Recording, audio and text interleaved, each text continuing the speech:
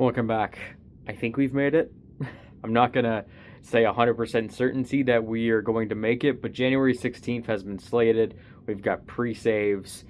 It seems like it's real. The album cover's there, and now we officially have a lead-off single to talk about, which I'm going to talk about first, and then we're going to talk about my anticipation, my expectations of what Don't Be Dumb is going to be like.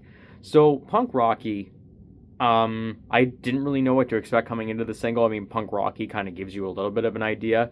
To give some kind of correlations of what I think the sound is like, it sounds a lot like a dirtier kind of Sundress sound, but it also sounds like a more refined and clean sound from Kids Turned Out Fine, which was on Testing, one of my favorite tracks on that record because of how woozy it sounds. The guitar loop is fantastic, although there's a lot more rapping on that song as well. But with Punk Rocky, it definitely has more of the melodic qualities of Sundress, but it just feels a little bit more dirtier, a little bit more faster paced. It doesn't have that airy, dreamy aesthetic that Sundress had. But Punk Rocky definitely has a little bit more of an up-tempo pace, which does keep the track interesting. It does keep the track engaging. I think ASAP Rocky's performance, while something that we haven't really heard before, it is nice to hear him singing again. He still is pretty confident on the mic when he comes to singing. Just nothing really too standout when it comes to the singing performances. What I did really like on this track as well is that the drum pattern changes throughout the entire song do keep the engagement up as well. I do really like the drum patterns, especially towards the latter portion where it kind of outros into an instrumental. The drum pattern is a little bit more scattershot, it's a little bit more out there, and you kind of get these more kind of, it feels like the song is kind of falling apart, or the fabric of the song is falling apart at the seams. That's honestly my favorite part of the track, where it feels a little bit more experimental. It feels like it's trying to delve into something that could honestly segue into another track on the album. Honestly, we're not sure where this track is going to fall.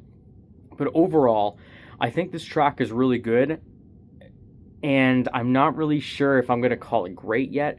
I think this is one of those tracks where I have to listen to it within the context of the album to understand its placement, of how it segues into each other and other tracks. I do feel like this song could be a good grower though, and I feel like, honestly, when we get to January 16th, and when the whole album comes out, which is 17 tracks, this song could become one of those more underrated tracks.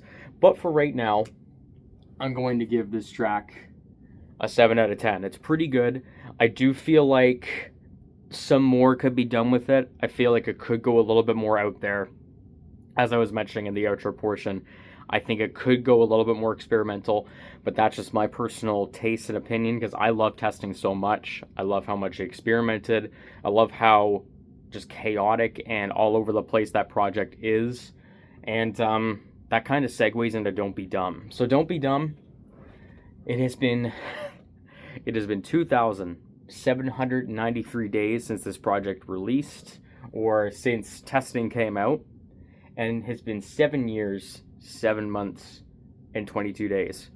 Now, I feel like this album has been teased for 4 or 5 years, and maybe it has been, but if I remember correctly, it was 2 years ago in 2024, now 2 years ago, I can't believe it's 2026 already, but there was an initial release date, I'm not sure if it was in 2024 or 2025, of August 30th being the date of release. There was, I think, some pre-order bundles that came out, nothing too concrete, but there was a website created, and then all of a sudden the website was completely deleted.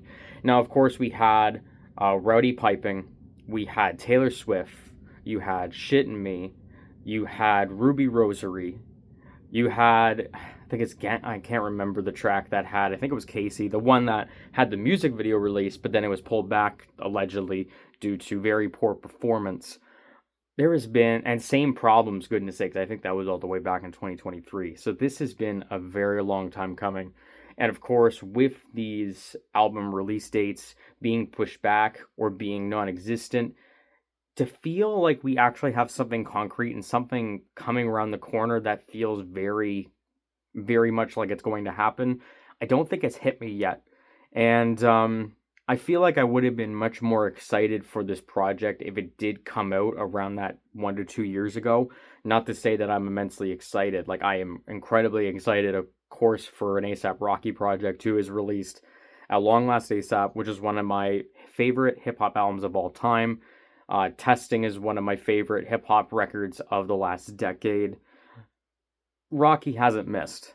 And I feel like with this project, out of all the mainstream artists to drop projects, I feel like ASAP Rocky is the most confident I feel that he's going to drop a good project. If he does drop something that's rather disappointing, though, we're going to have that conversation when we get to it. But I feel confident that this project is going to be at least good. It has the potential to be great. Now, it has 17 tracks. The album cover has been released. Multiple covers have been released that have been created by Tim Burton. I love that aesthetic. The project's album cover looks fantastic. Something that I could really enjoy probably getting on vinyl. But overall, it's kind of I'm in this state of the expectation of the project where I'm just kind of, maybe I'm still on this point of disbelief that it just doesn't feel real yet. It's probably going to be more of something that I'll feel on January 16th, which I may do a live stream of. Keep an eye out for that. But yeah, I'm excited. It's weird that I'm not so overtly hyped for this project, but again, it's been pushed back so many times, and that's the great thing about this single is that it's a really good single. I like it. It doesn't give me an idea of what this album is going to be like. I know there is production apparently from Metro Boomin, Clams Casino, Space Ghost Perp as well. There's a few features that have possibly been confirmed, but this single doesn't really give me an idea of what the project is going to sound like. And that's kind of a good thing. That means it's not really pigeonholed to one particular sound. And to release a song like this, I think kind of leaves us all guessing the way I am now. So, thank you for watching. We're going to be back here on January 16th, 2026. And I will also be posting a video later on, not tonight, of course, but about kind of my release schedule of videos, what I'm going to be talking about throughout the year. And thank you for watching, and look out for the reaction on Friday.